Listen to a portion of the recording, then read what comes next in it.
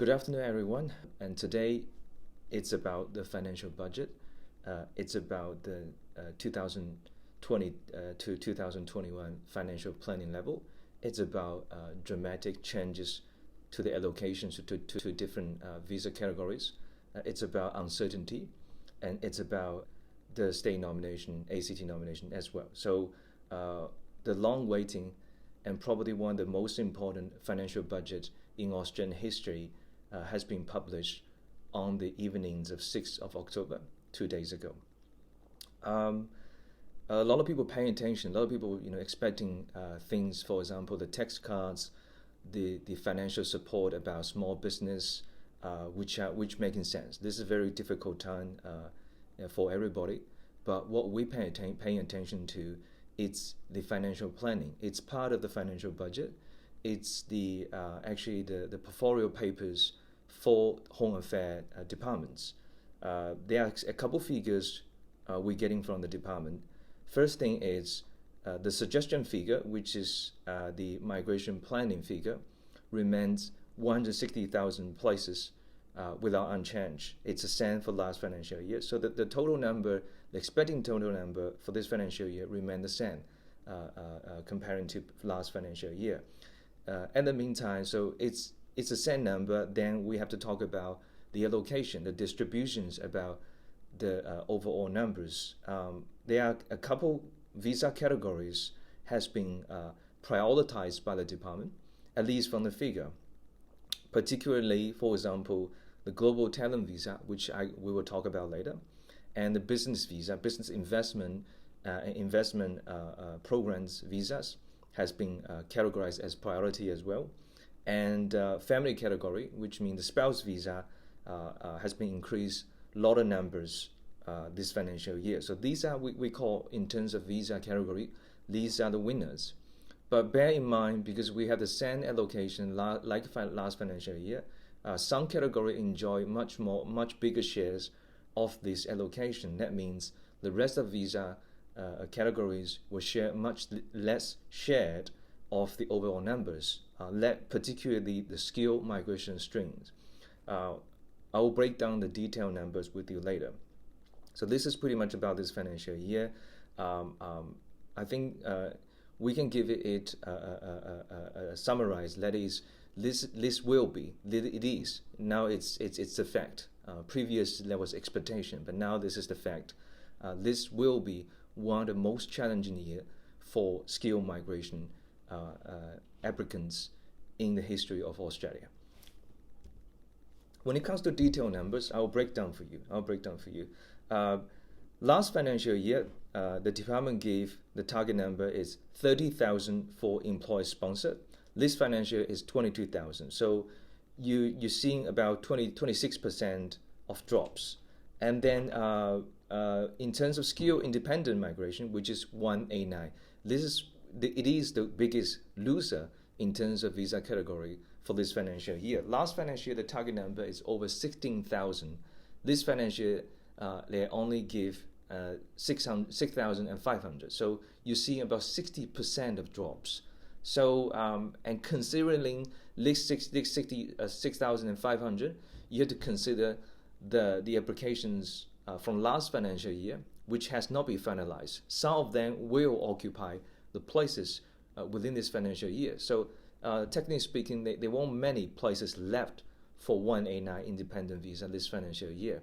So we're kind of seeing if using a method for descriptions, is 189 is dead, at least within this financial year. We only have 6,500 allocation left. In terms of regional visas, that we're talking about 494 and 491 visa. Last financial year, the department gave 25,000 places, but this financial year is about 11,000. So again, it's about 55% drops. Then following is the 190 visa, which is state nomination. Last financial year, department gave around 25,000 places. This financial year, it's a little bit over 11,000. So we see 55% of drop as well. So these are all the losers: skill independent, regional visas, regional sponsor visas, state nomination, 190 visas. We all see about 55% to 60% of drops. Then there are a few categories we see significant increase. For example, business innovation and investment program visas jumping from 6,800 to 13,500 places. So we see almost doubled. And then global talent visa actually tripled from 5,000 to 15,000. And then that's pretty much the skill visa. And that's another visa, particularly we see a dramatic increase. That is a partner visa. Last financial year, department gave about around 40,000 places for partner visa. This financial year, they allocate 72,000 places. We see about 80% of increase. So these are the winners. So this is the big pictures of this financial year. The winners are the partner visa. The winner is the business innovation and investment visa. The winner is the global talent visa. The losers are independent visa, independent skill visa, regional sponsor visa, and state nomination visa as well. So this is the big picture within this financial year.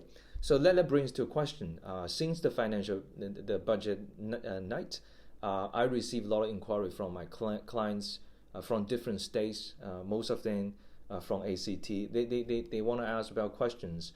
What's the impact of those numbers to ACT nomination or the state nominations for other state, for example, Tasmania? Currently, until this stage, until today, we haven't received any detailed number about the allocations for state nomination from each state government. Now the state government is saying we have received the full allocation of this financial year from the department, and the figure is saying 15,000 or something. They are waiting. I personally have confirmed with the ACT government. They are also waiting for the allocation from the departments, and they say they wouldn't expecting anything happens in a few days. Probably we're talking about weeks. But what's the figure going to look like?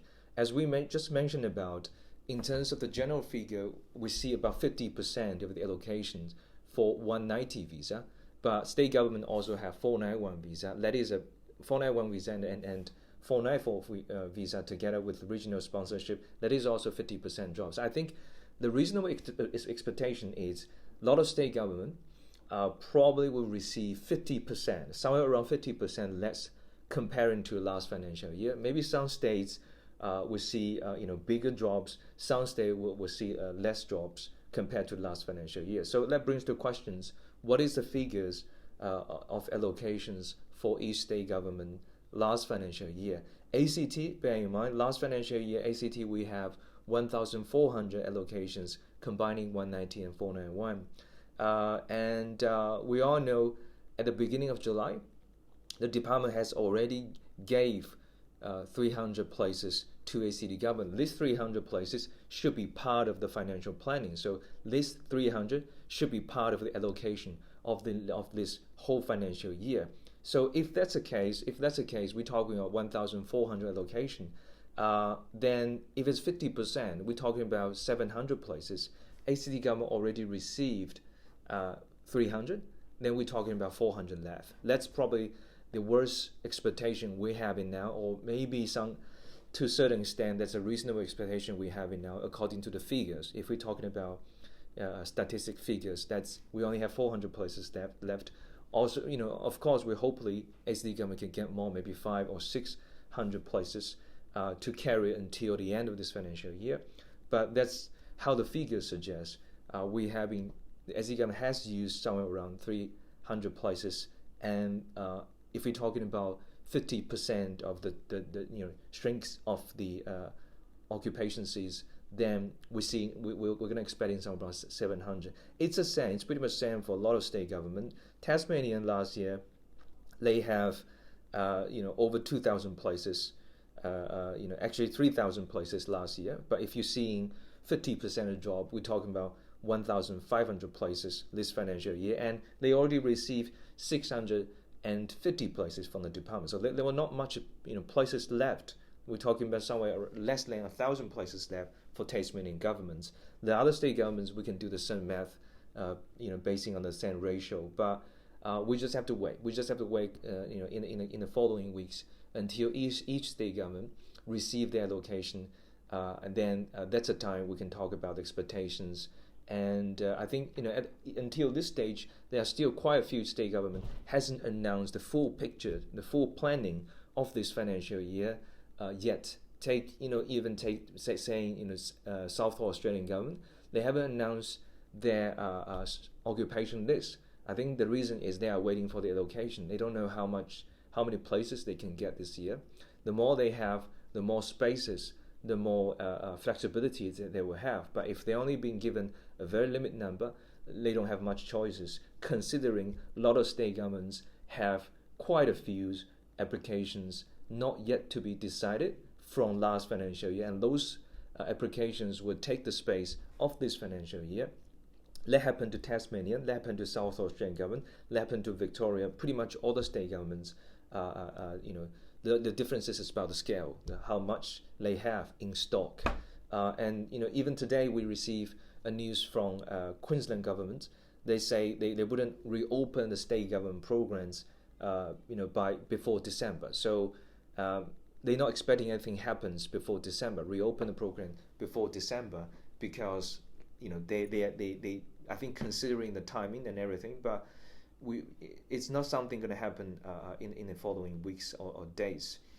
So this is how it looked like. We're going to expecting a lot of change, and particularly in terms of the allocations. We're not going to see a lot of invitations across Australia. There were not much places in Australia. So because of the general picture, the general planning, it's about 50% drops, from within the 190 visa and 491 visa. So what about I'll talk about this, ACT nomination again at the end. I would like to talk about some of the big, what we call the biggest winners within this financial year according to the planning. The first one we're going to talk about is the spouse visa. So as we mentioned, the spouse visa increased dramatically. The department say they offering one-off increase somewhere around 33,000 places, one-off to the partner visa. What does that mean? That means this financial year the department going to have an extra somewhere around 33,000 places to offer to spouse visa. But if you're familiar with the spouse visa, it's a two-stage application. Starting from A20 visa to A01 visa. A20 is a temporary permanent residency, and A01 is a permanent residency. So we're talking about permanent residency places. The reason to do so, I think, it's just the department want to increase or speeding up the application process for spouse visa applicants. Bear in mind, there are a lot of people holding A20 visa in Australia, and the processing time previous it's quite long. We sometimes see about 3 years to 4 years application. That means from the beginning till the applicants get the permanent residency. So the extra 33,000 places would definitely speed up the process. So more people are going to get their spouse visa, A01 permanent residency visa sooner, much sooner than previously. So this is probably the winner. So if somebody even have applied for the spouse visa, you're going to see your application be speeded up quite quickly within this financial year. And for those people who are looking to apply for spouse visa, I think your waiting time in the coming years will also become shorter, simply because those people in front of the queue will be offered places probably within this financial year. So you don't see a lot of delays in terms of the approval of the application. So there's a big winner of the spouse visa. But in the meantime, the government has mentioned about they will introduce English requirements for the partner visa applicants and their permanent residency sponsors. So there will be additional English requirement, but we're not going to talk about this today. And the next group of the winners, the next group of the winner is the GTI, so Global Talent visa. This is the visa, in targeting on particular talents. There are a couple of sectors, particularly, for example, agricultural technology, space, advanced manufacturing, fintech, finance technology, and energy and mining technology, medical technology, cybersecurity, quantum information, advanced digital and data science, and ICT. So if any of you who are watching this video now who have academic backgrounds following this one of the 7 sectors, and you have extinguished distinguish particular academic contributions or academic backgrounds, then that's one of the visa you want to think about it. Now, the suggestion generally the general eligibility will be you should have reasonable levels of education background. Most of the cases, you should at least have a bachelor honor degree or master research degree or doctor degree. And we want to see academic contribution. That means you should have paper or those essays published to the public, and maybe you're doing some research. But we can talk, we're happy to help the applicants to assess the eligibilities if you think you are one of those talents. And that's another requirement, which is compulsory requirement. That is, they're expecting the candidates have the ability to attract a salary of $153,600. Pay attention to the definition. The definition is have the ability to attract the salary.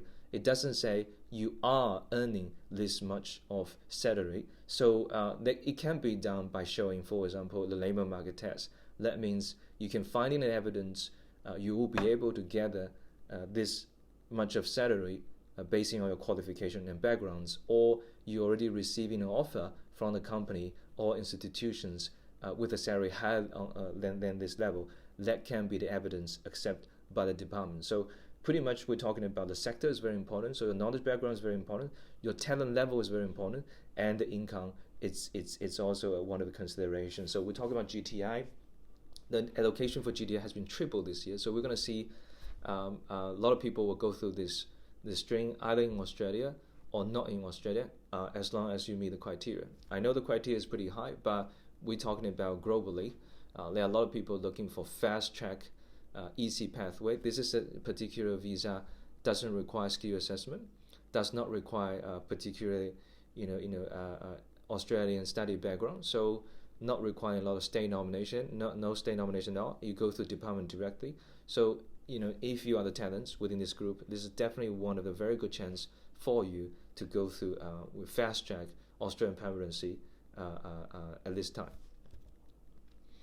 So this is how it is in this financial year.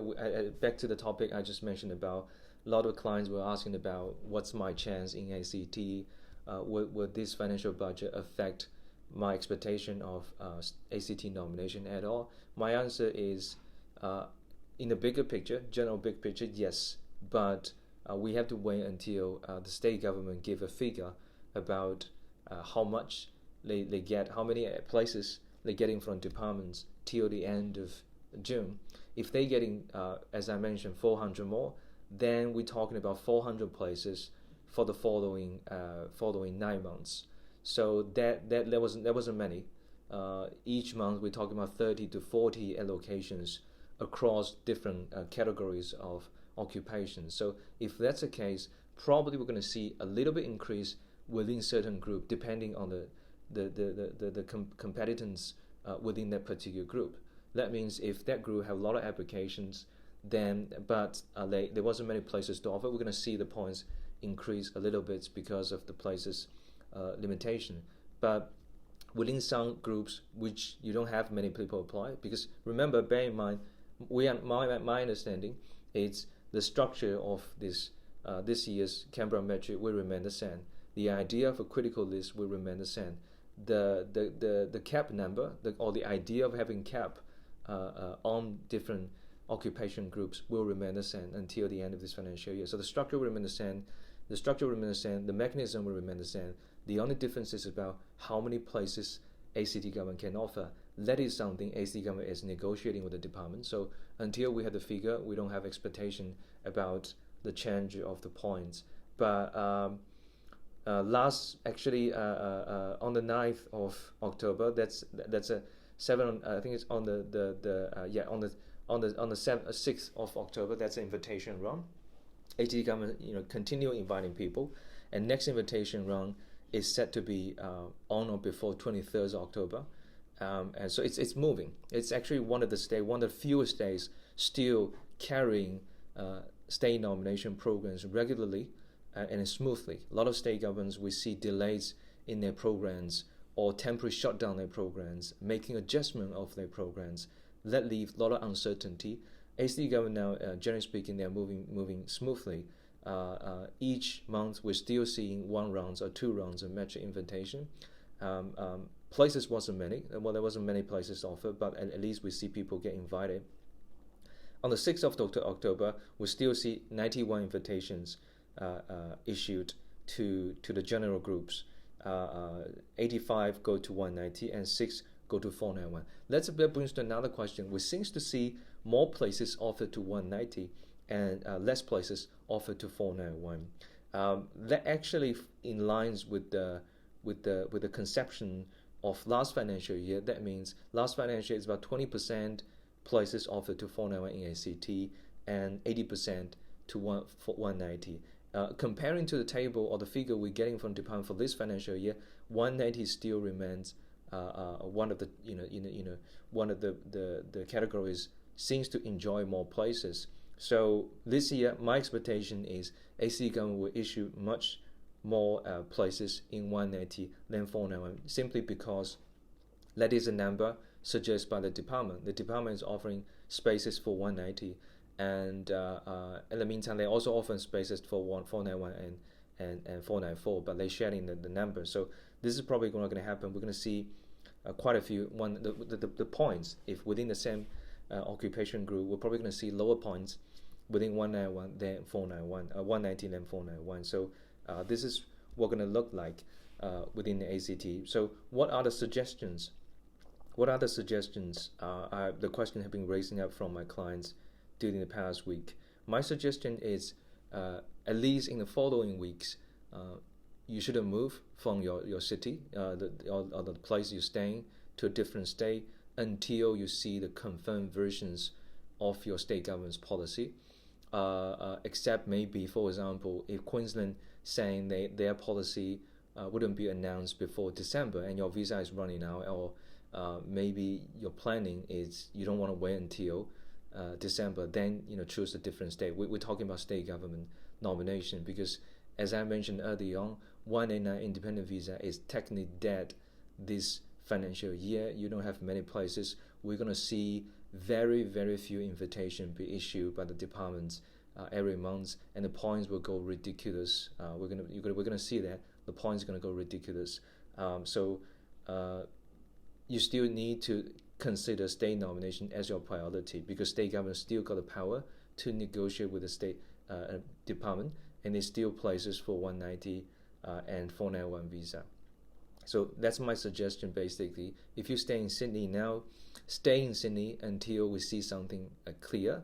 If you're in Melbourne now, of course you have to stay in Melbourne because of the COVID situation. But in terms of migration choices, stay in Melbourne until Victoria governments give you a clear picture. Tasmania as well. If you just moved to Tasmania a couple months ago, and there was, Tasmania now has been a little bit dragged in terms of issue nomination in the past 2 months, but we're probably going to see some change because the department have announced the budget and the planning. So let's see what the Tasmania can tell you about your future.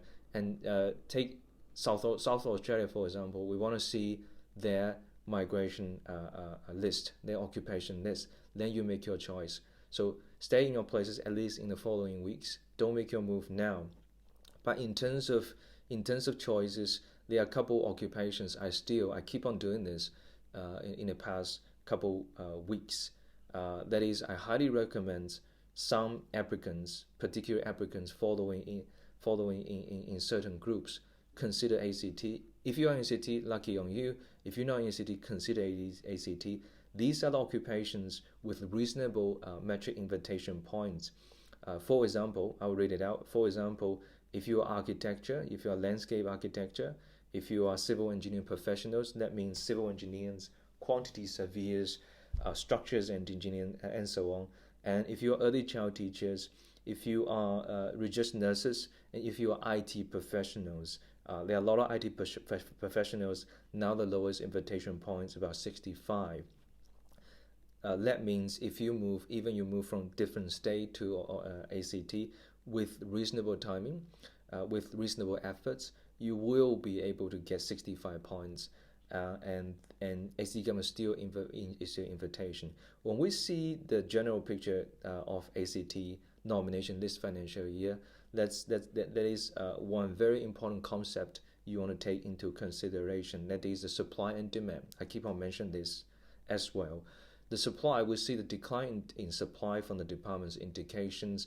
There are less places this financial year compared to previous year. That is a fact. Probably even the worst scenario, we're going to see 50% drop in terms of supply.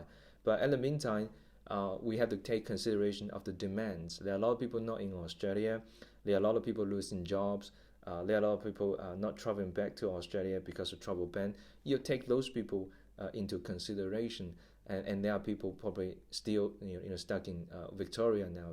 That means you have less competition. I don't have the detailed figure about how many potential applicants who are not eligible for ACT nomination, or they should be on the way to prepare for ACT nomination, still stuck in somewhere. I don't have the figure, but I think it should be somewhere around 20, 30, even 40%. So if that's the case, we're seeing a decrease of the potential applicants or those candidates. In the meantime, we see the declare of supply as well. So it's about supply and demand. If both decline, there probably won't be creating a very competitive situation for particular groups. We talk about particular groups. Bear in mind, ACT doesn't have many places to offer, but ACT that in the meantime there wasn't many people, for example, with the specialties in quantity severe in ACT, because we don't produce quantity severe like other states. So think about your occupation. I think that's very important. One of the very big group of concentration coming from accountants. Last invitation round for 190, the lowest point is 115. It dropped about 10 points, but still remain very high for 115. Would it increase in the following invitation round? We have to see the allocation. If ACT government doesn't receive that much, they're probably going to give less places to accountants. Then we're going to see more competition, and the points raise up maybe back to 120 or 30. That is something we expect to happen if the places wasn't enough. So it's all about supply and demand. But at least this stage, I would suggest you working on the direction you are working on. Don't make the move before we see a more clear picture in the following weeks, because this week we receive a financial budget, and in the following weeks we're going to see updates on information across different state governments' websites. So we're going to see updates. We want to see detailed policy. We want to see detailed occupation, like what AC government has done. So a very clear occupation list, very clear state nomination guideline. Then you can comparing across states. That's my suggestion. But again, this is the year like no other. We always saying this is a year of no other. This is a year nobody ever experiences in the history of, not just in Australia, in many countries. A lot of people losing jobs, and Australia also experiencing a net figures of migration intake. So it's actually declining, and also government spending a lot of money on supporting. Actually, the figure is the government has using about somewhere around 16% of GDP in different of areas, in different of programs to support the economy. There's a lot of money has been spent, and we also see somewhere about 7% to 8% of unemployment in Australia, which is not usual at all. A lot of people losing jobs. So the government keep on mentioning it's about jobs. It's about creating jobs. It's about getting people to finding jobs. So the program itself, if we're talking about bigger picture, there's a migration planning has been crafted to meet the idea that is creating jobs. So we see why the department is getting more spouses to settle down in Australia. Spouse means families. Family means purchasing of real estate or properties, because if your spouse become permanent residency and then they become a part of Australia community, I think that's the idea. In the meantime, they want to attract more talented people with skills, a lot of people with crazy ideas, and those ideas can turn into a great business in the future. Then that's what we talk about GTI programs. In the meantime, they are attracting people with financial capacities, with wealth. We're talking about business innovation and investment programs. So I think the indication is pretty clear for this financial year. We want people with money, we want people with talents, and we want the people who have connections, strong connection, family connections in Australia. That's the idea. In terms of skill migration, has been sacrificed in certain way to keep the balance within this financial year.